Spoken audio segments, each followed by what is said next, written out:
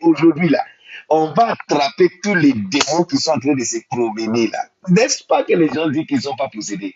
On va voir. Aujourd'hui, notre thème et notre suggestion est très intéressant.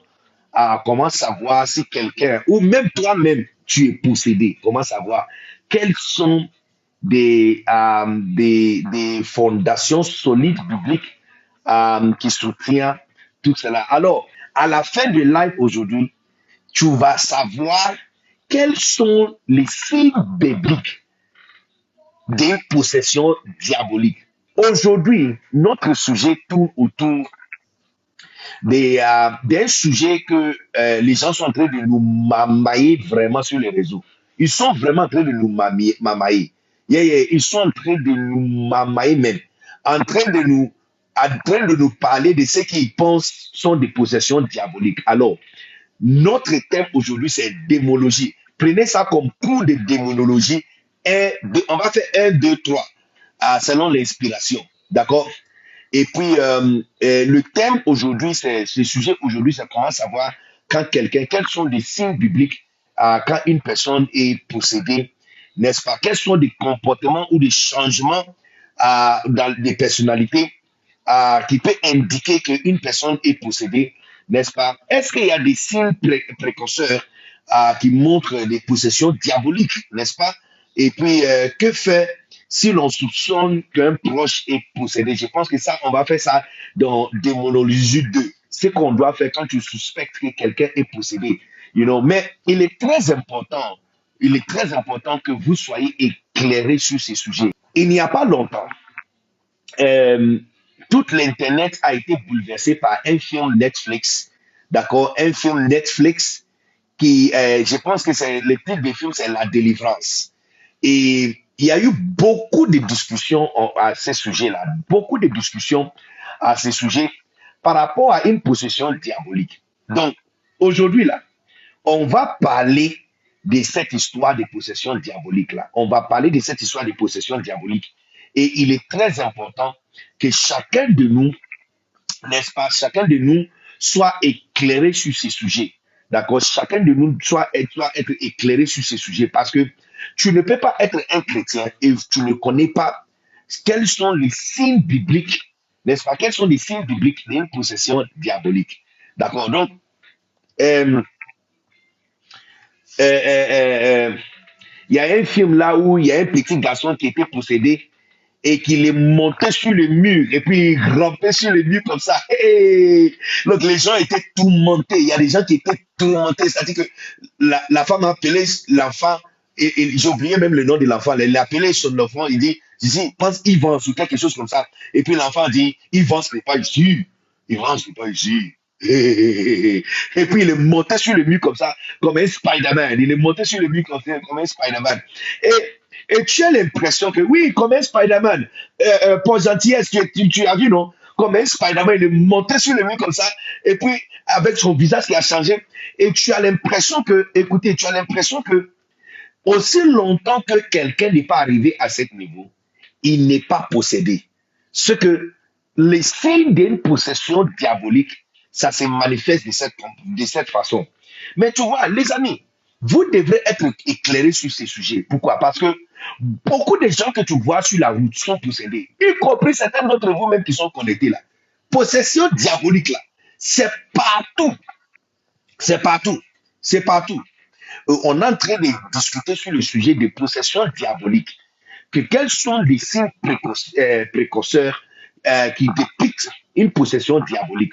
Numéro 2, est-ce que est-ce qu'il y a des signes qui s'affichent à l'extérieur quand une personne est possédée, n'est-ce pas? Ou bien ce que les films sont en train de nous dire aujourd'hui, euh, aujourd'hui, que une fois quelqu'un est possédé, là, ça veut dire que la personne doit changer sa voix. Ça veut dire que quand tu vois, on est en train de chasser des démons dans la vie d'une personne à l'église, et puis tu vois,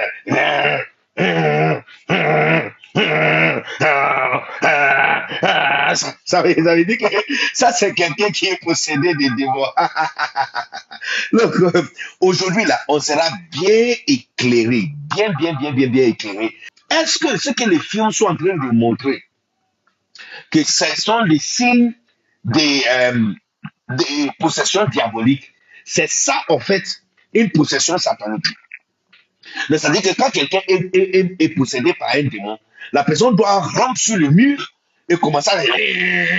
Ou bien, ce qu'on voit dans nos églises, on impose la main sur une sœur et puis la sœur commence à danser comme ça. Danser, danser, danser. Est-ce que ce sont les signes d'un démon? Écoute-moi, je vais vous dire quelque chose. Et ça, et ça, c'est cadeau. Écoute-moi très bien. Je vais vous dire quelque chose. Et ça, c'est cadeau. Christianisme, c'est pas fait par ta grand-mère. Christianisme, là, c'est pas fait par ta grand-mère. Alors, tu ne peux pas te lever un jour et puis tu te dis que, oh, c'est quand on voit les gens, ça veut dire que ça, c'est un démon. Mais il y a combien de cas même comme ça? Il y a combien de cas de personnes qui font et il y a combien de cas de personnes qui rampent sur le mur pour qu'on nous fait comprendre que ça, c'est le signe d'une possession diabolique. Laisse-moi commencer par dire quelque chose. La première chose que je veux que tout le monde doit comprendre, Apocalypse chapitre 12, verset 9. D'accord? La Bible dit que et il fit précipiter le grand dragon, le serpent ancien appelé le diable et Satan. C'est lui qui séduit toute la terre. Écoute-moi très bien. La première chose que nous apprenons par rapport à Satan, la Bible nous dit qu'il séduit toute la terre. C'est quoi la définition de séduction? Est-ce que tu me suis? Suis-moi bien. Suis-moi bien. C'est quoi la définition de séduction? La définition de séduction, c'est de faire croire à quelqu'un que quelque chose n'est pas vrai, or que c'est vrai. Dans la pratique des tromperies, d'accord, ou de donner une fausse impression. Donc, c'est-à-dire que de faire croire à quelqu'un, que quelque chose est là, or que la chose n'est pas là, ou quelque chose est vrai, or que la chose n'est pas vraie. La Bible nous dit clairement que Satan séduit toute la terre. Ça veut dire quoi? Quand on dit séduit là, regarde-moi ça. Je mets ça dans mes mains et puis je tourne derrière comme ça. Et je te fais penser que ça c'est là, n'est-ce pas? Et puis, attends, je vais même agir, hein. Et puis, tu vas toucher ça, hein. Tu touches ça, je ouvre mes mains et puis, tu as perdu 5000 francs. Tu vois que les amis, la Bible nous dit clairement que Satan séduit toute la terre. Donc, le fait de séduire toute la terre, et par définition, je te donne encore une autre définition, Cambridge, dictionnaire Cambridge par rapport à la séduction. Dictionnaire Cambridge par rapport à la séduction dit que de persuader quelqu'un que quelque chose est fausse ou vrai, ou garder la vérité cachée de quelqu'un pour avoir un avantage sur la personne. Un avantage sur la personne. Écoute très bien. Garder la vérité de quelqu'un pour avoir un avantage sur la personne. C'est-à-dire que de tromper quelqu'un et de persuader. Est-ce que tu es là? Persuader quelqu'un que quelque chose est vrai, or que ce n'est pas vrai, juste pour avoir un avantage sur la personne. Donc, je ne sais pas s'il y a des amis qui sont connectés aujourd'hui et tu peux peut-être monter, envoie-moi une invitation et je vais te faire monter et on va discuter parce que, à ton avis, c'est quoi une possession diabolique? Quand on dit que quelqu'un est possédé, là, hein, même des fois, même on dit en Côte d'Ivoire, toi-même tu es possédé ou quoi? Toi-même tu es possédé, toi-même tu es possédé. Non, ça veut dire que ça veut dire quoi quand on dit que quelqu'un est possédé? Ça veut dire quoi? Monte sur les live maintenant et parlons. Je vois quelqu'un qui vient d'être connecté depuis Jamaïque. Soit salué et rester connecté. Et il faut dire à toutes les amis de sortir, qu'ils sortent, qu'ils ne viennent pas parce que aujourd'hui là, on doit dévoiler le visage des démons. On va dévoiler les visages des démons. Quand on dit qu'une personne trompe toute la terre, et c'est ce que la Bible nous dit. La Bible dit que Satan séduit toute la terre. Quand on dit séduit, par définition, c'est-à-dire que faire croire à quelqu'un que quelque chose est vrai ou fausse, juste pour avoir avantage sur la personne. Ça veut dire quoi? Ça veut dire que la majorité des choses que nous sommes en train d'apprendre sur l'Internet sont faux. Tu vois, l'art de guerre, écoute-moi très bien, l'art de guerre, écrit par Sanchu, hein, décrit que pour gagner un combat, tu dois être maître de la tromperie.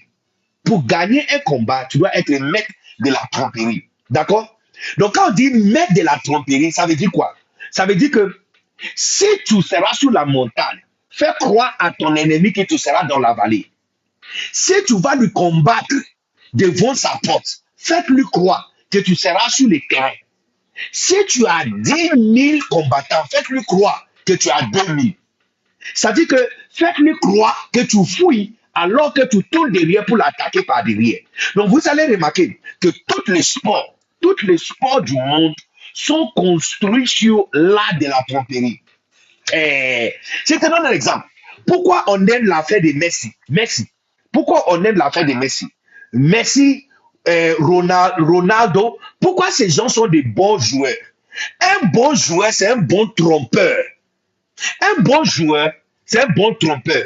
Ça veut dire qu'il te fait croire qu'il va frapper à droite, or qu'il va frapper à gauche. Et la Bible nous dit que les diables que nous avons affaire avec là, c'est un maître de la tromperie. La Bible dit que c'est lui qui trompe toute la terre.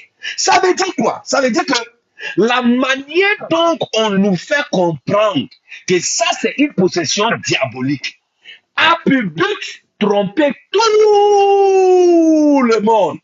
Le but de ça, c'est de tromper tout le monde. La Bible dit qu'il trompe toute la terre. Il trompe toute la terre. Qu'il trompe toute la terre. Il trompe toute la terre. Donc, personnellement, ce n'est pas que je ne crois pas dans l'exemple de film Netflix La Délivrance. Mais je suis en train de dire que l'attention des gens sont détournés d'une véritable possession diabolique. L'attention des gens sont complètement détournés d'une véritable possession diabolique. Je vous donne encore un autre verset. En 2 Corinthiens chapitre 2 verset 11, la Bible dit que afin de ne pas laisser Satan l'avantage sur nous, car nous n'ignorons pas ses desseins. Écoutez, 2 Corinthiens 2, 11, il dit, afin de ne pas laisser Satan un avantage. N'oubliez pas que le mot tromperie, ça veut dire que de faire croire à quelqu'un quelque chose est vrai ou faux, juste pour avoir avantage sur la personne. D'accord? Maintenant, Paul dit en 2 Corinthiens chapitre 2, verset 11, de ne pas laisser un avantage à Satan. N'est-ce pas? Pourquoi? Et puis il dit ceci, parce que nous n'ignorons pas ses desseins. Le mot dessein là-bas, c'est le même mot russe. C'est le même mot utilisé à Éphésiens chapitre 6, verset 11. Je ne sais pas si vous avez déjà entendu parler de l'armure d'un chrétien. Maintenant, la question est pourquoi nous avons été donné l'armure d'un chrétien? Le verset 11 d'Éphésiens chapitre 6, il dit que revêtez-vous de toute l'âme de Dieu afin de pouvoir tenir ferme contre le ruse des diables. Donc, c'est clair pour nous que Satan n'a pas puissance. La Bible dit qu'il a été dépourvu de toute sa puissance. Il a été dépourvu de toute sa puissance. Donc, il n'a rien. Vous êtes en train de parler de quelqu'un, même sa chambre en enfer. On a arraché la clé. On a donné ça à Simon-Pierre. Jésus a dit que tout ce que tu vas fermer sur la terre sera fermé en haut. Donc, même sa chambre, mais on a arraché ça. Donc, tu vois, il a été dépourvu de toute sa puissance. Donc, il lui reste quoi? Il lui reste ce que la Bible dit qu'il a. Les amis, croyez-moi, quand je vous explique que ton ennemi, ton adversaire là, c'est quelqu'un rusé, très rusé.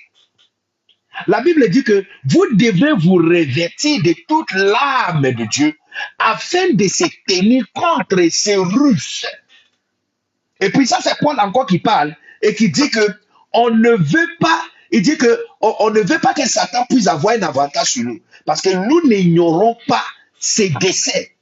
Donc, quels sont les desseins de l'ennemi? Les desseins de l'ennemi sont de Russes. Maintenant, regarde la définition de russe. Quand on dit russe là, regarde la définition.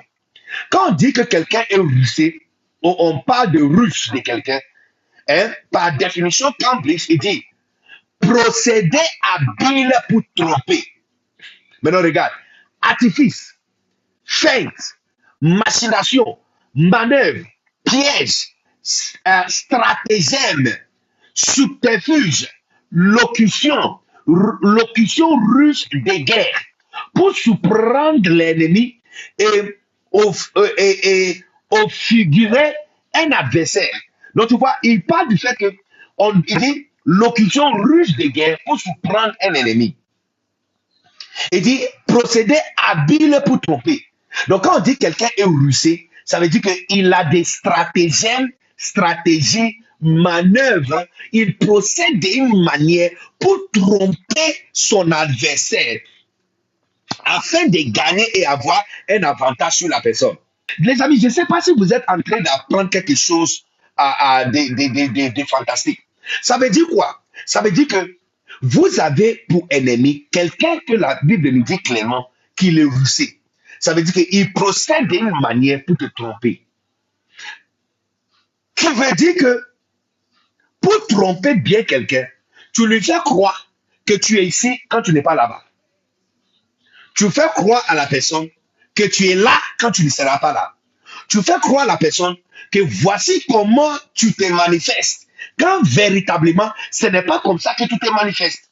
Ça veut dire clairement, les amis, ça veut dire clairement que la manière dont les films Hollywood nous disent que Satan procède n'est pas la façon dont il procède. Ce n'est pas comme ça qu'il procède. Parce que c'est un trompeur. La manière dont il procède pour nous montrer qu'il existe là, ce n'est pas comme ça. Ce n'est pas comme ça. Ce n'est pas comme ça. Il a fait. Donc, tu regardes les films. Donc, c'est pourquoi beaucoup de gens, quand ils regardent les films nigériens et tout ça, ils disent, hey, tu commences à avoir peur. Tu es saisi d'effrayer. Tu commences à avoir peur. Parce que tu dis que Satan, quand il vient, il fait comme ça. Il va faire comme ça. Ou quand, je ne sais pas si vous avez déjà assisté à veiller d'imposition de main où on est en train d'imposer la main sur les gens, et quand on impose la main sur les gens comme ça, tu vois quelqu'un commence à danser comme un serpent comme ça. On peut dire, c'est comme ça que Satan se manifeste. Donc, dans notre tête, une fois quelqu'un ne se manifeste pas comme ça, c'est qu'il n'est pas attaqué par les démons. Or, que la Bible nous dit que vous devez vous revêtir de l'arme de Dieu afin de se tenir contre ce russe. Ses décès. C'est lui qui trompe toute la terre. Son stratégie principale, c'est stratégie de tromperie. Stratégie principale, c'est stratégie de tromperie. C'est-à-dire qu'il te fait croire qu'il est là, mais il n'est pas là. Il te fait croire que voici comment il se manifeste. Donc, le film sur Netflix, là, la délivrance, là, moi, je ne conseille pas les chrétiens d'aller regarder. Pourquoi? Parce que il te donne l'impression de comment Satan se manifeste. Or, il ne se manifeste pas comme ça. La Bible nous dit clairement que nous ne sommes pas ignorants de ces décès. Maintenant, quels sont ces décès? Quels sont ces décès? La Bible dit, Ephésiens 6, 11, clair, que vous devez vous revêtir de l'arme de Dieu afin de se tenir contre ce rousse. Maintenant, la définition de rousse, c'est quoi? Définition de rousse, c'est quoi? Ça veut dire que de procéder d'une façon pour tromper. Donc, ça veut dire clairement que si on met toutes ces définitions que nous sommes en train d'apprendre aujourd'hui, Ephésiens 6, 11, Apocalypse 12, 9, et 2 Corinthiens chapitre 2, verset 11, ça nous dit clairement le comportement de notre adversaire. Que notre adversaire, son stratégie principale, c'est de te faire penser qu'il est ici quand il n'est pas là-bas. Qu'il se manifeste comme ça, quand véritablement, ce n'est pas comme ça qu'il se manifeste. Donc, on a tous l'impression qu'une fois tu vois quelqu'un en train de danser par terre pendant une position de main, il a des démon. Une fois on voit quelqu'un en train de il fait sortir ses dents comme ça, ça veut dire que hey, voici on a attrapé le démon à l'intérieur. Il y a des sorciers qui sont dans l'église. Dès qu'on prie pour eux, entre-temps, la véritable sorcellerie est en train de se promener sans attaque. Véritable sorcellerie est en train de se promener. Il y a des femmes, des pasteurs, il y a des pasteurs qui sont possédés par des démons. J'avais vous dire ça. Je dis christianisme là, c'est pas idée de quelqu'un. J'ai dit, il y a des pasteurs qui sont possédés par les démons. Il y a des femmes, des pasteurs qui sont possédés par des démons. Il y a des chantres à l'église qui sont possédés par les démons. Et il y a beaucoup de gens. L'ennemi a pour but. Stratégie principale de ton ennemi, n'oubliez pas, stratégie principale de ton ennemi, c'est de te faire comprendre qu'il est quelque part quand il n'est pas là. La guerre de communication, non, mon gars, non, c'est vrai, ce que tu dis là, c'est vrai. C'est vrai. Stan, ce que tu dis là, c'est vrai. Parce que la guerre principale de la communication, c'est de faire penser que quelqu'un a quelque chose quand tu n'as pas. Que tu as quelque chose quand tu n'es pas ça. Tu vois. Donc, il fait penser à tout le monde que oh, voici comment quelqu'un qui est possédé se manifeste. Or, que en vérité, ce n'est pas comme ça. Donc, maintenant, la question est, il y a beaucoup de personnes qui sont à la tête des églises qui sont possédées par des démons. Beaucoup de gens sont possédés par des démons. C'est que Hollywood n'est pas la parole de Dieu. Hollywood n'est pas la parole de Dieu. Michel connaît, bonsoir aussi, je te salue. Hollywood n'est pas la parole de Dieu. Et les films Netflix n'écrivent pas selon les règles de la Bible. Ils écrivent pour donner la sensation et pour attirer. Ce sont des businessmen. Ce sont des businessmen. Donc, Satan se sert de ces genres de films, exorcisme, exorciste et tout ça, pour te faire penser que voici comment les gens. Look, je te dis, hein, tu peux être marié à une femme possédée par des démons. Et aujourd'hui, je vais te montrer. Et aujourd'hui, là, je vais te montrer. Donc, comment savoir quand une personne est possédée par les démons? Qu'est-ce que la Bible dit à propos de ces sujets? Qu'est-ce que la Bible dit par rapport à ces sujets?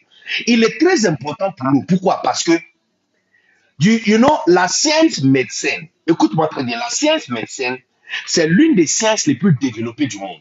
Pourquoi? Parce que la science médicale utilise les systèmes de deviner ce qui se passe à l'intérieur de quelqu'un par les symptômes qui s'affichent par l'extérieur. Je t'explique encore. Prenez par exemple un pédiatre. Hein? Prenez par exemple un pédiatre. Comme le pédiatre de mon fils Blé. Maman Blé. Docteur Blé. D'accord? Le pédiatre une femme extrêmement douée. Elle est vraiment douée. Je te parle de quelqu'un. Look, les enfants peuvent arriver à un hôpital. Un enfant peut arriver à un hôpital. Tu lui demandes, c'est quoi le problème? Il dit, mon ventre me fait mal. Et puis tu touches ici, tu dis, c'est ici, il dit oui. Tu touches ici, c'est ici, il dit oui. Tu touches ici, c'est ici, il dit oui. Tu touches ici, il dit oui. Et puis tu dis, hey, ici aussi, il dit oui. Mais il dit, c'est son ventre qui le fait mal. Comment tu vas, au moins pour une grande personne peut te dire exactement que, oh, mon bas-ventre me fait mal, ou j'ai mal à la gorge, ou j'ai mal au dos, n'est-ce pas? Mais un enfant ne peut pas te dire exactement ce qui se passe dans sa vie. Il ne peut pas te dire. Il te dit que mon ventre me fait mal. Tu appuies ici, il dit oui, ça me fait mal. Tu appuies ici, il dit oui, là-bas. Tu dis, c'est ton ventre ici, il dit oui. Et ton ventre ici, il dit là-bas aussi. Et ton ventre ici, il dit là-bas aussi. Donc, à quel moment tu vas deviner exactement ce qui se passe dans la vie de l'enfant? Les pédiatres sont le plus haut niveau des scientifiques, le médecin. Pourquoi? Parce que ils traitent avec des enfants qui ne peuvent pas te dire exactement où ils ont mal. Donc, qu'est-ce qu'ils font? Ils utilisent les affichages des signes, les signes qui s'affichent, n'est-ce pas, les signes qui s'affichent sur le corps, à l'extérieur des gens, pour deviner ce qui se passe à l'intérieur. Donc, si ça c'est la science, alors ça veut dire que il y a un moyen de regarder les symptômes à l'extérieur de quelqu'un pour deviner ce qui se passe à l'intérieur, en fait. Et le meilleur exemple d'une possession diabolique, c'est Marc chapitre 5. Marc chapitre 5, c'est la démonologie 100%. Marc chapitre 5, l'homme fou de Gadara, c'est en fait, c'est-à-dire que c'est les épitomes, en fait, c'est les sciences épitomes de la démonologie. D'accord? C'est-à-dire que c'est la chirurgie haut niveau, haute gamme, chirurgie haute gamme de démonologie ou possession diabolique. Je vous ai dit que les amis, le monde ne connaît pas les démons. Les scientifiques ne connaissent pas les démons. Il ne faut pas laisser Hollywood te dire ce qu'un démon est. Démon là, c'est dans la Bible qu'on connaît des démons. Saint-Esprit aussi, c'est dans la Bible qu'on connaît le Saint-Esprit. Démon aussi, c'est dans la Bible qu'on connaît les démons. Donc pourquoi tu vas aller sur Netflix pour que Netflix te dise ce qu'un démon est? Pourquoi tu dois aller sur Hollywood pour que Hollywood se dise ce qu'un démon est? Pourquoi tu dois aller sur le film nigérien pour que le film nigérien te dise ce qu'un démon est? Ces choses ne peuvent pas te dire ce qu'un démon est. Pourquoi? Parce qu'ils ne connaissent pas les véritables démons. Et les démons se servent de eux. Ils se servent de eux pour nous tromper. Parce que la Bible dit que nous ne sommes pas ignorants de ces desseins. Et ces desseins sont ces Russes. Ces desseins sont ces Russes. Il est russé. Il procède d'une manière de tromper. C'est-à-dire qu'il te fait croire qu'il est ici, il n'est pas là-bas. Il te fait croire qu'il est là-bas, mais il n'est pas ici. D'accord? Donc, il ne faut pas aller dans le monde pour connaître ce qu'un démon est. Plutôt, on doit se donner à... La Bible nous donne un épitome, explication de ce qui est une possession diabolique. Alors, les amis, rentrons dans cette affaire. Tu vois, on n'a pas besoin, d'accord, on n'a pas besoin que le monde nous dise ce qui est une possession diabolique. On n'a pas besoin de ça. On n'a pas besoin de ça. On a besoin de la Bible. C'est la Bible qui peut nous dire ce qui est une possession diabolique. Dans Marc chapitre 5, c'est la classe chirurgicale. Marc chapitre 5, c'est la classe chirurgicale de démonologie.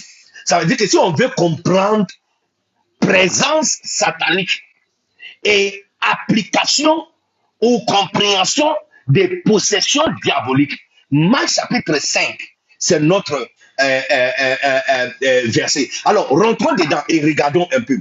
Dans Marc chapitre 5, Jésus a rencontré un homme fou de Gadara. Je sais que tout le monde a déjà entendu parler de cette histoire. D'accord?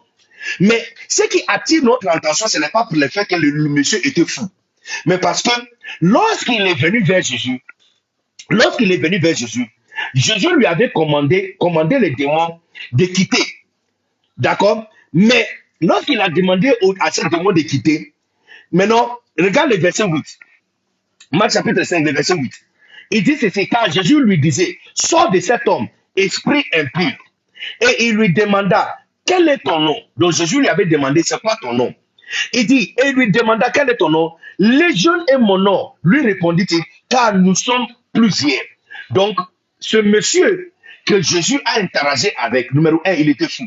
Numéro 2, quand Jésus a chassé les démons, il a demandé le nom de ces démons et il a dit Légion. Maintenant, tout le monde, écoute-moi très bien.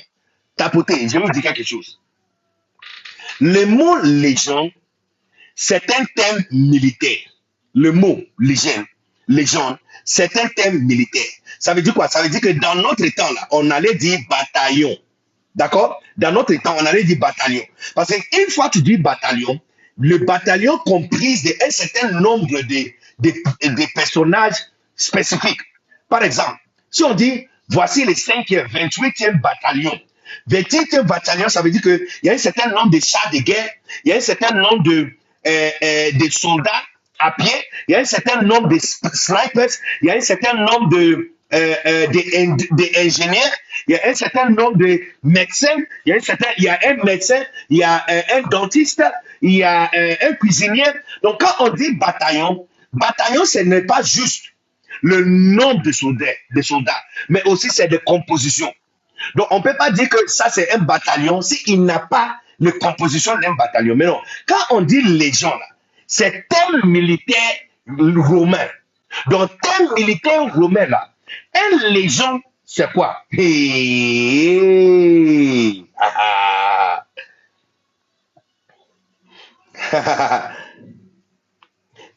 Terme militaire légion là, ça veut dire quoi? Maintenant, par histoire, ça veut dire il comprise d'environ 5000 soldats à pied, 120 cavaliers, 400 et puis à peu près 480 hommes. Donc quand on dit de cohortes, ça veut dire que des personnes qui travaillent ça veut dire que les différentes personnes qui travaillent avec le militaire. Donc, ça peut être les ingénieurs, ça peut être les centurions. On peut avoir à peu près 80 à 100 capitaines ou général ou capitaine ou majeur, n'est-ce pas? Mais quand on dit légion, là, Écoutez, hein, les gens, ça veut dire 5000 soldats à pied, 120 cavaliers, et puis 480 hommes qui accompagnent ces personnes. Ça peut être les ingénieurs, ça peut être les aciers, ça peut être des sénateurs, ça peut être à peu près 480. Donc, quand on met tout ça ensemble, on est en train de parler d'environ 5600 personnes. Donc, quand ce monsieur avait dit que son nom était légende, il était en train de dire que, c'est pourquoi il a dit que nous sommes nombreux. Parce que quand il a dit ça, il disait à Jésus qu'il y avait 5600 démons à l'intérieur de lui. Cabo, cabo, cabo, cabo, cabo, cabo. 5600 démons à l'intérieur d'un seul homme. La meilleure opportunité d'étudier le comportement des démons à l'intérieur de quelqu'un qui s'affiche par les symptômes à l'extérieur, c'est par les cas des l'homme fou de Gadara. Parce qu'avec l'histoire de l'homme fou de Gadara, on voit l'ultime possession diabolique. Ultime possession diabolique. On parle de 5600 démons à l'intérieur d'un seul homme. Donc, si on veut comprendre la possession diabolique, la meilleure façon, c'est étudier ces passages. Alors, rentrons dans ce passage. Je dis, oubliez Netflix, oubliez Hollywood, oubliez le film nigérien Nollywood, oubliez Follywood, oubliez South Africa Wood. Laissons-nous étudier la Bible pour voir quel est le comportement d'une possession diabolique. Ça veut dire quoi? En anglais, on dit ceci. Something on the inside is working on the outside. En anglais, on dit something on the inside is working on the outside. Ça veut dire que quelque chose qui est caché à l'intérieur s'affiche à l'extérieur. Comment tu sais que tu as pas lu? Comment tu sais que tu as pas lu? Les femmes qui sont connectées, quand tu as tombé enceinte, pardon, je cherche pas problème, je n'ai pas dit que tu n'es pas marié. Je parle simplement que quand tu es tombé enceinte, là, comment tu as su que tu as tombé enceinte? Est-ce que tu as vu le bébé? Quand tu as tombé enceinte de 6 semaines, tu as fait comment pour savoir que tu étais enceinte? Comment tu as fait pour savoir qu'il y a un bébé minuscule à l'intérieur de ton ventre? Tu vois? Donc, tu comprends que la chose qui est cachée à l'intérieur se fait afficher à l'extérieur. La chose cachée à l'intérieur se fait afficher à l'extérieur. On est en train de dire que l'homme fou de Gadara, il est l'exemple épitome, d'accord, de ce que la présence démoniaque peut signaler à l'extérieur dans la vie d'une personne. Ça veut dire quoi? Ça veut dire que si une personne est remplie ou possédée, il y a quelque chose qui s'affiche à l'extérieur. D'accord? Donc, aujourd'hui, là, je te donne un seul clé. La semaine prochaine, on continue. J'ai dit là, on fait démonologie 1, démonologie 2, démonologie 3. D'accord? Donc, signe numéro 1. Une fois, il y a quelque chose à l'intérieur de quelqu'un et ça s'affiche à l'extérieur comment? La Bible dit que l'homme fou de Gadara, il vivait dans les sépulcres. Il vivait dans les sépulcres. Il vit au-devant de lui un homme sortant des sépulcres. Numéro 1, il est sorti des sépulcres. Cet homme avait sa demeure dans les sépulcres. Mais non, les amis, dis-moi, sépulcre là, c'est quoi? Sépulcre là, c'est quoi? Hein? Sépulcre là, c'est quoi? Sépulcre là, c'est quoi? Quand on dit sépulcre là, ça veut dire quoi? Si vous avez raté une partie de cette vidéo, ne t'en fais pas. La vidéo sera mise sur YouTube. Demain, allez sur la chaîne YouTube Révérend Béni Dag Anan, sur YouTube, Révérend Béni Dag Anan, et tu verras la vidéo là-bas. La vidéo sera là-bas demain, jusqu'à demain soir, tu verras la vidéo là-bas. Toute la vidéo, on va mettre tous les deux ensemble. D'accord? La partie que tu as vue et la partie que tu as. Donc, tu peux revoir ça et écouter ça encore et encore et encore et encore et encore. Alors, quand on dit sépulcre là, sépulcre c'est quoi? Les amis, sépulcre c'est quoi? Tombeau. Non, mais Stan, quand tu dis tombeau, on ne comprend pas. Tombeau, c'est quoi? Cimetière. Ok. Cimetière encore, c'est quoi? Tu n'as pas encore parlé. Docteur et l'homme. Hey, les Parisiens sont là au docteur Lhomme. Hey. Ces métiers, c'est quoi? Cimetière, c'est quoi? Quand on dit cimetière, là, c'est quoi? Cimetière, c'est quoi? J'attends que quelqu'un me donne la réponse. Cimetière, c'est quoi? Quand tu dis sépulcre, tu dis tombeau. Tombeau, quelqu'un dit cimetière. Cimetière, c'est quoi? La mort. Non, c'est pas la mort. Quand on dit cimetière, quand quelqu'un dit que je m'en vais au cimetière, ça veut dire quoi?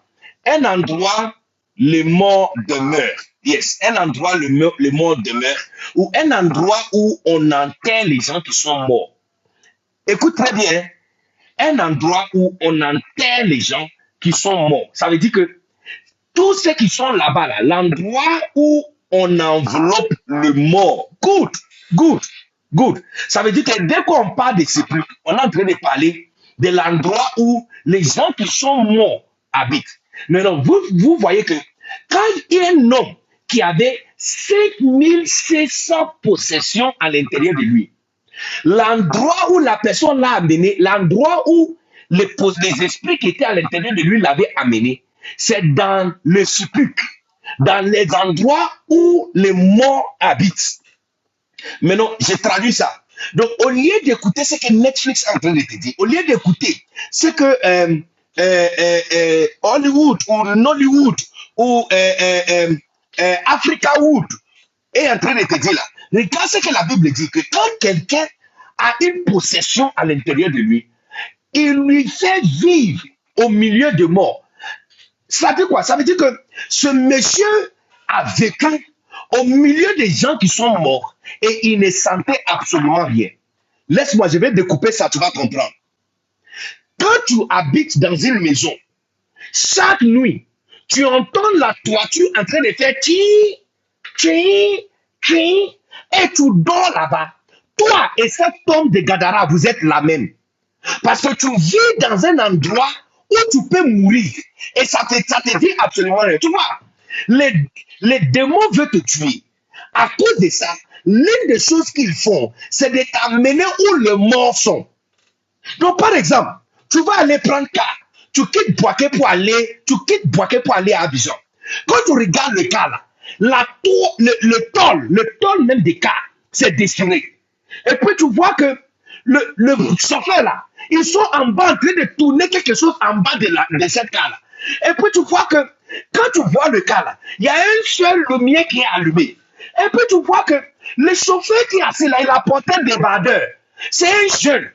Et puis tu vois que ils mettent chaque 5 km, ils versent de l'eau à l'intérieur du moteur.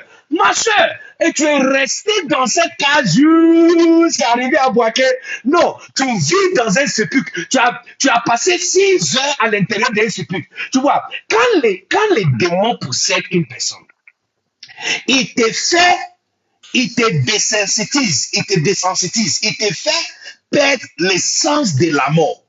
Ça veut dire quoi? Ça veut dire que tu peux faire des choses où tu vis dans les endroits où tu fais des histoires et tu ne te rends pas compte que tu es à l'aise parmi des choses qui te tuent. Regarde le quartier où tu es. Tu as loué une maison dans un quartier où on tue les gens chaque semaine. Chaque semaine, on tue les gens. Chaque semaine, il y a et tu vis toujours dans ce quartier. Tu es possédé. Attends, tu attends rock sur le mur avant. Tu attends rock sur le mur. Regarde, la Bible nous enseigne possession diabolique. La Bible nous enseigne possession diabolique. Tu es rentré dans une maison. Dès que tu es rentré dans la maison, tu vois même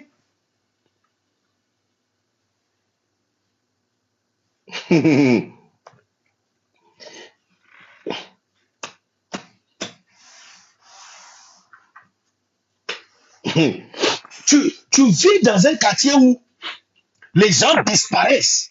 Et tu vis dans un quartier où les gens disparaissent. Les gens sont en train de disparaître tout le temps. Et tu as fait enfant là-bas. Tu vois qu'on kidnappe les enfants. Tu vois les gens en train d'enlever les enfants dans les quartiers. Tu entends parler de ça. Et tu rentres tout le jour, tu quittes le travail, tu rentres encore dans ce quartier. Et tu dors tranquille là-bas. Attends, dis-moi, toi et cet homme fou de Gadara, il y a quelle différence entre vous deux? Toi Et cet homme fou de Gadara, il y a quelle différence? Parce que la Bible dit que il est sorti des sépulcres. Car cet homme avait sa demeure dans les sépulcres, au cimetière. Il vécut au cimetière. Il était à l'aise. Quand on dit demeure, ça veut dire qu'il dort, il mange, il est à l'aise, il croise ses pieds où les morts sont. Donc, je te pose la question. Taxi que tu as pris là, quand tu vois le chauffeur qui a pris, quand tu vois le chauffeur, un chauffeur de taxi qui a bu alcool, dès que tu es rentré à l'intérieur, tu as senti le taxi rempli d'alcool. Et tu es resté à l'intérieur jusqu'à arriver à la maison. Mais tu es possédé. Tu es possédé. Tu es possédé. Tu es possédé. Tu es assis derrière moto. Tu es assis derrière moto. Et tu vois le gars de moto en train de faire Fast and Furious avec ta vie. Il fait Fast and Furious. Il fait rire. Le feu est rouge. Le feu est rouge. Et puis il brise le feu comme ça. Et puis il y a un autre feu. Et puis il brise le feu. Et ce n'est pas son tour. Et puis il rentre comme ça. Et puis tu es assis derrière lui. Ma soeur, tu es possédé. Tu es possédé. Tu es à l'aise, tu vois. Quel est le thème? Look, quelle est la ligne que je veux que tu apprennes? La ligne que je veux que tu apprennes, c'est la ligne de être à l'aise avec quelque chose qui peut te tuer. C'est un signe d'une présence diabolique. Ça veut dire qu'il y a une présence satanique ou diabolique autour de toi. Être à l'aise. Tu es à l'aise avec quelque chose qui peut te tuer. Voici chez toi. Tu es chez toi. Look, tout le monde, lève tes yeux. Voici câble de courant qui traverse ta maison comme ça. Câble de courant qui traverse ta maison. Et tu ignores que tu as tes enfants garçons qui peuvent monter. Vous avez les prises de boîtes de prises dans ta maison qui sont sorties. C'est-à-dire que les fils même qui l'attachent sont exposés. Les fils qui attachent la boîte de prises sont exposés. Et ça ne rentre pas dans ta tête que l'un de ces jours, ta petite fille ou ton petit-fils peut mettre sa langue à l'intérieur, ou il peut mettre son doigt à l'intérieur, ou il peut mettre ses mains derrière. Et tu es là en train de penser que quelqu'un qui rompt par terre à l'église, ou quelqu'un qui est en train de bouger, ou quelqu'un qui rompt sur le mur. Ça, c'est la personne qui est possédée. Oh, arrête-moi ça. Écoute, c'est minuit ici, il ne faut pas que je parle trop, je vais aller dormir. Arrête-moi ça. Arrête-moi ça. Arrête-moi ça. Arrête-moi ça. Arrête-moi ça. Arrête-moi ça. Voici votre gaz. Voici votre gaz.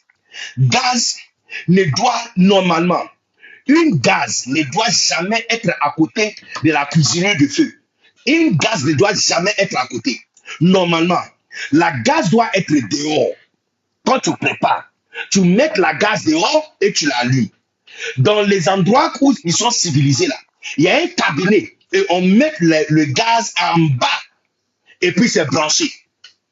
Regarde-toi, voici votre cuisinier qui est là au feu comme ça. Et tu as le gaz là qui est juste à côté.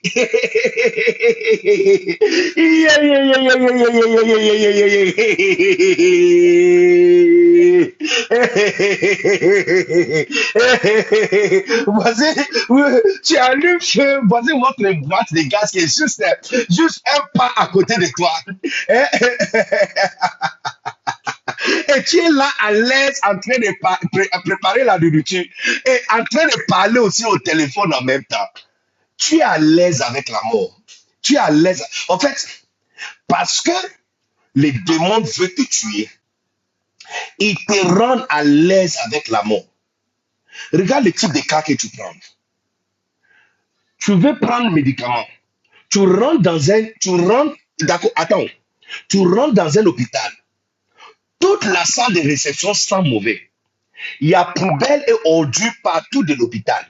Voici mouche qui est en train de bouger comme ça. Et c'est là-bas que tu veux consulter un médecin pour qu'il te prescrive quoi faire pour aïe.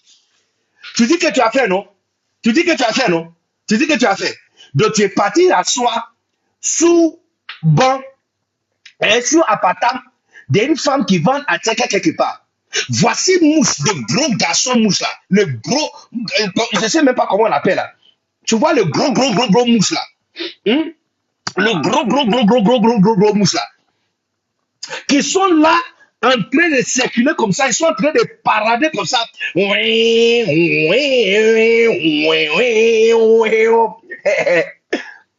tu es assis en train de manger. Voici le,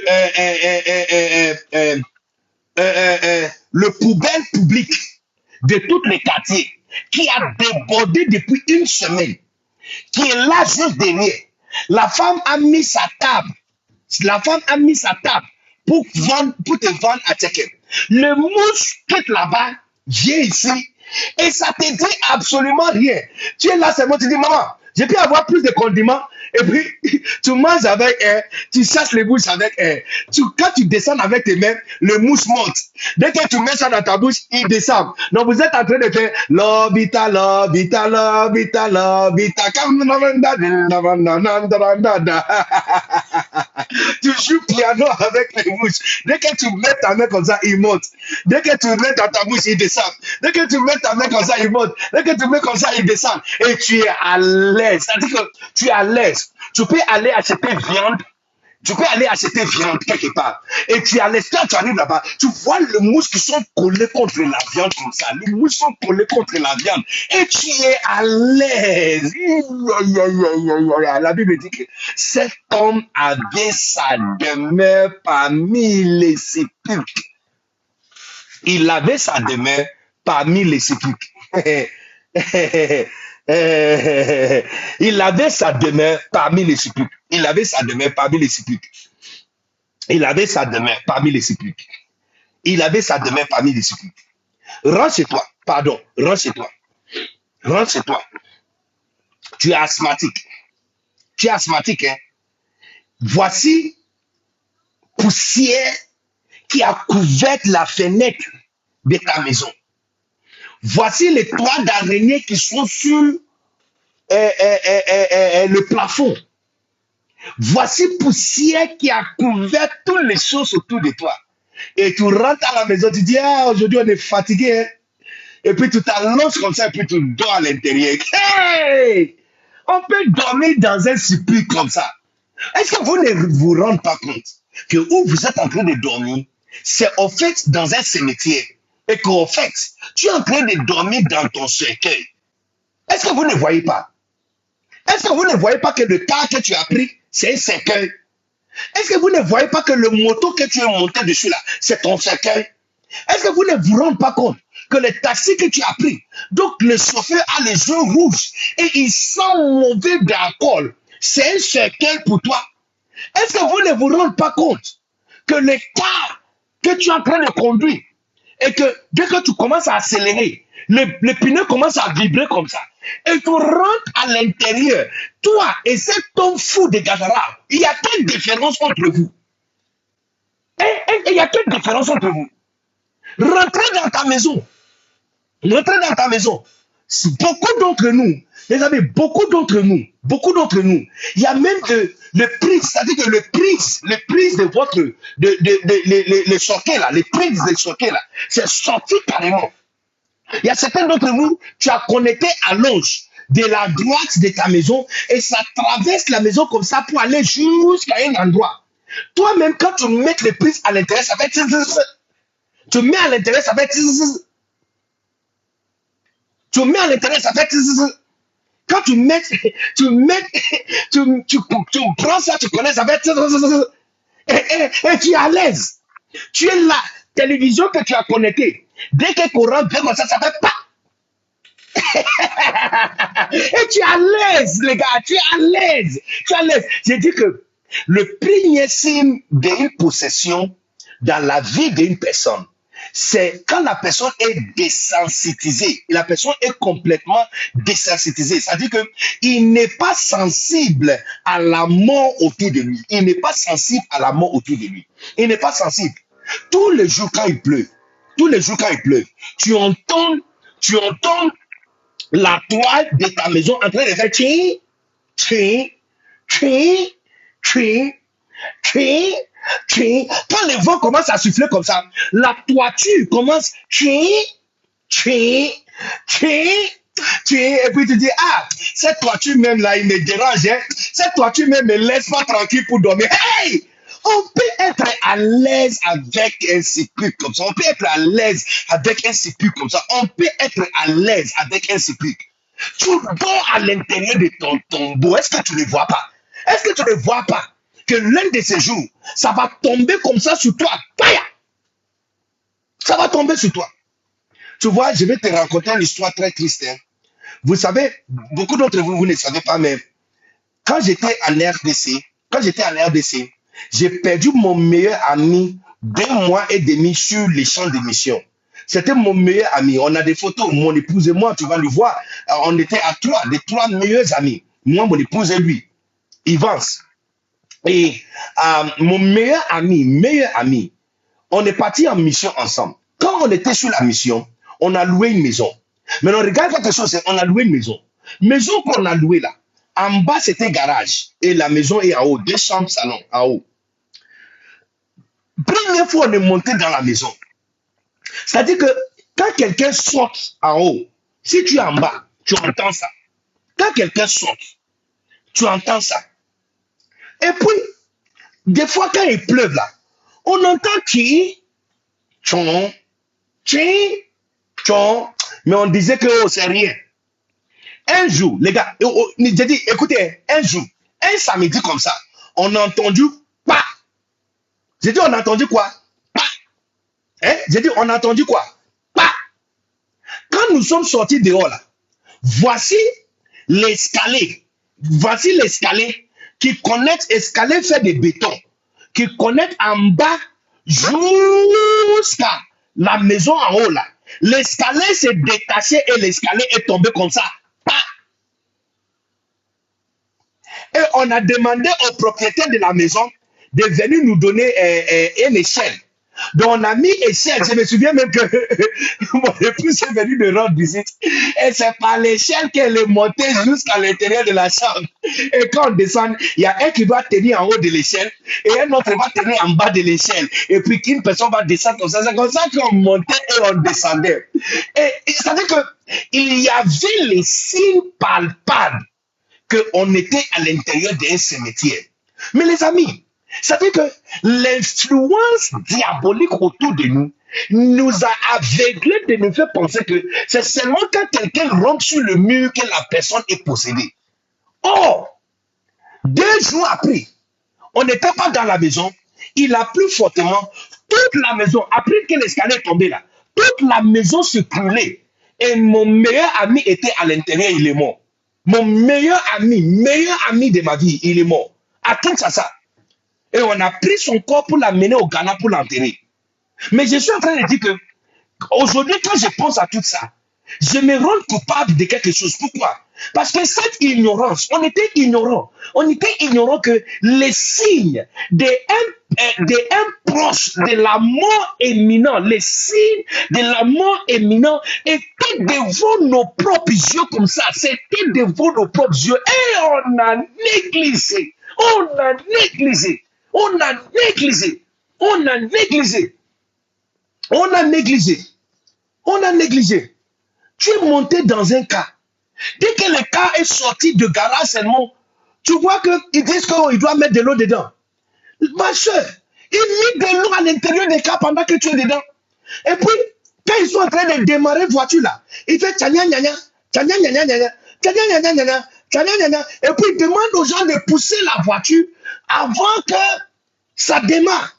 Et tu es resté assis à l'intérieur. Aïe, aïe, aïe.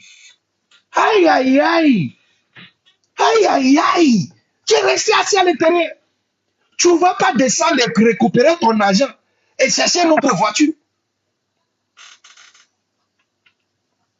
Voici pare-brise qui est cassé. Tu es en train de monter dans un car. Bus que tu es en train de prendre, il n'y a pas de rétroviseur. Le chauffeur n'a pas de rétroviseur. Il n'a pas de rétroviseur. Il n'a pas de rétroviseur. Et tu es à l'aise à l'intérieur. Il n'y a pas de rétroviseur, tu es à l'aise à l'intérieur. Tu vas aller acheter viande. Voici mouches qui sont collées contre la viande comme ça. Et puis tu fais comme ça. Tu fais comme ça. S'il te plaît, 1 kilo c'est combien? 1 kilo c'est combien? Tu es assis quelque part en train de manger. Quand tu mets de tout dans ta bouche, mouche descend. Tu t'avances, il monte. Tu avances, tu t'enfonces comme ça, il monte. Dès que tu quittes, il descend. Et tu vois la personne qui est en train de te servir, en train de servir avec un main comme ça, et l'autre main est en train de balayer le mouche. Et dit, oh, les mouches ici même, ils nous dérangent. Mon frère, derrière la patente où tu es en train d'acheter la nourriture, est-ce que tu ne vois pas la poubelle des quartiers qui est en train de déborder? Tu ne vois pas la poubelle des quartiers qui est en train de déborder. Et tu es là en train de penser que le film sur Netflix, La Délivrance, là, c'est sa possession diabolique. Oh, arrête-moi ça. Arrête-moi ça. Je ne renie pas que ça peut se manifester comme ça. Mais tu vois, je vous ai dit que les démons là, ce n'est pas le monde qui doit nous expliquer les démons. C'est la Bible qui doit nous expliquer les démons. Parce que le monde, les scientifiques n'ont pas de définition des démons. Les scientifiques n'ont pas mention d'un Satan. Les livres du monde n'ont pas mention des démons. Le mot démon là, c'est dans la Bible qu'on entend ça. Alors c'est dans la Bible que nous devons apprendre comment détecter la présence ou symptômes sataniques et diaboliques. Et on est en train de nous montrer. L'homme fou de Gadara, c'est les cas chirurgical. Chirurgical. Je ne sais pas si c'est un mot en français, mais moi je viens de lancer ça. On peut ajouter ça sur mon compte dictionnaire de anglais-français. Et cas chirurgical est typique de possession. Yeah. Et la première chose qu'on nous dit par rapport à quelqu'un qui est rempli de démons, ou qui a, si tu veux dire, on peut dire, qui a une influence diabolique autour de lui. Influence diabolique. Donc ça veut dire que si toi aussi, il y a une influence diabolique autour de toi, la première chose qu'il va faire, c'est de te désensitiser par rapport à la mort. Il va te faire négliger la présence de la mort. Il va te faire être à l'aise dans un sépulcre. La Bible dit, cet homme avait sa demeure. Bon, on va laisser ça ici. Prochainement, là, quand tu vas louer maison, pose la question aux voisins. Est-ce qu'il y a des brigades dans ces quartiers? Est-ce qu'on tue les gens? Est-ce qu'on enlève les gens dans ces quartiers? Est-ce qu'on fait du mal des gens dans ces quartiers? Est-ce qu'il y a des cas des enfants qui sont enlevés dans ces quartiers? Est-ce que, quand il pleut fort, est-ce qu'il y a inondation? Tu rentres dans une maison, tu vois le marque de la dernière inondation l'année passée, marqué sur la clôture comme ça. Et puis tu as payé la caution. Hein?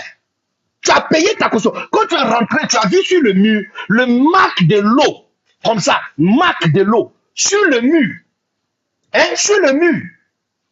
Tu as vu le marque de l'eau. Sur le mur comme ça. Ils te rendent insensible à la présence des œuvres sataniques. Non. Pas ils te rendent insensible de la présence des œuvres sataniques, mais ils te rendent insensible de la présence de la mort. Ou un mort imminent. Une mort imminente. Une mort imminente. Ils te rendent insensible à une mort imminente. Ils te rendent à l'aise. Tu as vu, regarde, tu as vu marque de l'eau comme ça. Et tu es rentré à l'intérieur. Hey! Tu es rentré dans la maison. Tu as entendu la toiture en train de faire chi, cho. On t'a dit même que oh, la clôture est tombée, mais on va refaire. Et tu as payé caution là-bas. La personne qui a fait la clôture et s'est tombée là. Est-ce que tu ne te rends pas compte que c'est le même maçon qui a travaillé sur la maison? Et que s'il peut faire clôture et ça peut tomber, ta maison sera le prochain. Tu es dans une maison. Un jour seulement, la clôture tombe. Et puis tu loues toujours la maison. Ah! On peut être insensible. On peut être insensible. Hein? Est-ce qu'on peut être insensible comme ça? Insensible, complètement insensible de la mort. Hein? Insensible de la mort. Oh, il y a délivrance ici ce soir. Il y a délivrance, il y a délivrance, il y a délivrance, il y a délivrance. Tu rentres dans une pharmacie. Voici poubelle partout. Sur le comptoir, poussière. Pharmacie est censée de garder médicaments pour toi en bon état. Tu rentres là-bas, les gens qui sont là-bas sont en train de mettre, ils ont pris éventail comme ça, ils ont pris éventail. Elle dit, monsieur, tu veux quoi? Quel médicament? Tu veux quel médicament? Écoutez, chaleur à l'intérieur des pharmacies, ça te dit rien. Chaleur à l'intérieur des médicaments. Tu es là en train d'acheter. Tu es là en train d'acheter médicaments, donc chaleur à travailler un peu dessus.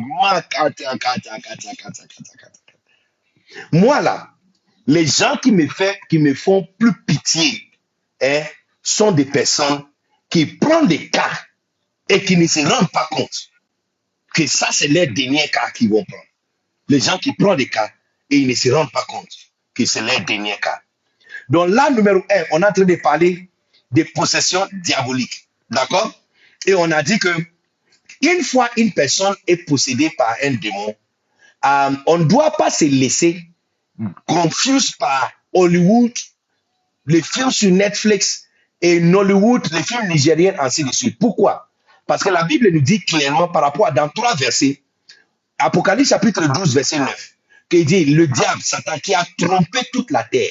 Le mot tromper, ça veut dire que de faire croire à quelqu'un que tu es quelque part quand tu n'es pas. Ça veut dire de faire croire à quelqu'un quelque chose de fausse. Oh, que c'est vrai. Maintenant, Ephésiens chapitre 6, verset 11 aussi nous dit que on doit porter toute l'âme de Dieu afin de se tenir ferme contre ce russe. Tu vois? Donc, 2 Corinthiens chapitre 2, 11 aussi dit la même chose. Que nous n'ignorons pas ces desseins. Donc, tu vois, il y a desseins, il y a russe, il y a tromperie. Et donc, tu comprends que les desseins de l'ennemi que nous, notre adversaire, c'est les desseins de la tromperie. Maintenant, quand on dit tromperie, la définition de ruse ou tromperie, c'est quoi? Ça veut dire que des manœuvres, stratégies, ou des manœuvres ou stratagèmes mises en place pour tromper quelqu'un, ou de faire croire à quelqu'un que quelque chose, une situation est fausse, or que c'est vrai, afin de gagner avantage sur la personne. Donc, le monde aujourd'hui des sports est gagné par le meilleur trompeur en football, le meilleur joueur de football, hein, euh, le meilleur joueur de football, meilleurs joueurs de football sont de meilleurs trompeurs du monde. D'accord? D'accord, on dit que celui-là, Messi, il joue bien, ça veut dire qu'il trompe bien les gens. Est-ce que tu comprends bien? Donc, la Bible nous dit que l'ennemi, notre ennemi, c'est un trompeur. Ça veut dire que ce que nous sommes en train de voir dans les films, que c'est comme ça la possession diabolique là, ce n'est pas comme ça. Parce que jusque-là, la majorité pense que quand un démon rentre en quelqu'un, il doit rentrer sur le mur. Ou il doit faire... Ou la personne doit tomber, rouler. Ou la personne doit commencer à danser. Donc, ça veut dire que si moi, je n'ai pas ça, si je ne danse pas, ou je ne fais pas... c'est que les démons ne sont pas en moi. Or, que la Bible nous dit clairement que le mot démon, là, ce n'est pas dans les livres scientifiques. Donc, ce n'est pas Hollywood qui doit nous enseigner ça. Le mot démon, là, ça vient dans la Bible. Et la Bible nous donne un cas atypique chirurgical. Hein? Un cas chirurgical des possessions d'une personne. Et ce monsieur n'avait pas un seul démon, il avait 5600. Il dit que son nom c'est Légion, Marc chapitre 5. Alors, la meilleure façon d'interpréter, c'est-à-dire que de voir quels sont les signes à l'extérieur d'une personne qui est possédée à l'intérieur, c'est de regarder Marc chapitre 5, mais pas Hollywood ou Nollywood. Alors, signe numéro 1, Tcheska, c'est maintenant, quand la Bible nous dit maintenant, Marc chapitre 5, que lorsque Jésus est arrivé dans la ville des Gadarènes, il y a un homme qui avait un démon en lui. La Bible dit, cet homme sortit à sa rencontre des sepulcres, car il avait sa demeure parmi les sépulcres. Demain, ça veut dire il était à l'aise, il dort, il dort. Alors nous sommes en train de dire que si voici ce que les démons ont fait à quelqu'un, ça veut dire que c'est ce qu'ils vont te faire aussi. Quand les démons sont rentrés en lui, ils l'ont rendu insensible à la présence de la mort. Beaucoup d'entre nous n'aiment pas aller au cimetière, même pour aller visiter le tombeau de quelqu'un que tu aimes. Mais ce monsieur-là, il dormait là-bas, il était à l'aise là-bas. Donc ça veut dire que les signes d'une activité diabolique autour de toi va te rendre insensible à la présence de quelque chose qui va te tuer. Donc on regarde plusieurs exemples. Numéro 1, tu as pris volant, tu vas conduire des Abidjan à Boaké. Dès que tu es arrivé sur le corridor, tu commences à voir que tu as soulolé. Ta femme est assise à côté de toi, tes 3 enfants sont assis derrière, tu dois être maudit. Tu dois être maudit. Yeah. Tu dois être une personne qui n'est pas normale en fait. Tu dois être une personne qui n'est pas normale. Parce que tu vois, la présence d'une présence satanique te rend insensible à une mort imminente. Tu s'obéis et tu prends le volant pour aller. 2, tu ignores les symptômes des maladies graves. Tu sens des douleurs thoraciques. Fréquentes. Ou des fois, tu sens que ton cœur saute. Ou tu n'arrives pas à respirer. Ce sont des signes d'une crise cardiaque. Mais tu as ignoré ça. Tu as dormi avec ça. Tu vois que tu es à l'aise avec la mort imminente. Tu ne respectes pas les signes de sécurité de travail. Tu négliges l'entretien de ta voiture. Tu es en train de rouler la voiture et puis tu sens que le pneu commence à vibrer comme ça. Quand tu roules, quand tu dépasses 60, 70, 80, ça commence à faire comme ça. Et tu es à l'aise, tu es assis dedans. Toi et l'homme fou de Garara, vous êtes la même. Manque de vigilance en prenant des médicaments, n'est-ce pas? Conduite sous l'influence de l'alcool ou de drogue, ou des fois même tu es assis dans la voiture et voici quelqu'un, tu as pris taxi et le chauffeur qui est en train de te conduire, il a bu alcool et tu es assis dedans. Toi et l'homme fou de Gadara, vous êtes la même. Toi, la mort ne te dit plus rien. C'est ça. La mort, ça dit que la mort ne te dit plus rien. Parce que ce monsieur, la Bible dit qu'il avait sa demeure parmi les sépulcres. Donc la mort ne lui dit pas rien. Il était à l'aise jusqu'à, il peut dormir sur un tombeau. Et c'est ce que beaucoup d'entre nous faisons. Il y a tellement de choses dans le monde qui nous rendent insensibles à la mort imminente. Tellement de choses. Tu dors dans ta maison, chaque fois il pleut, tu entends c'est-à-dire que chaque fois tu dors, il pleut fortement à Abidjan là-bas. Là. Tu entends là. Ta maison est en train de te dire que ça va s'écrouler sur toi un de ces jours.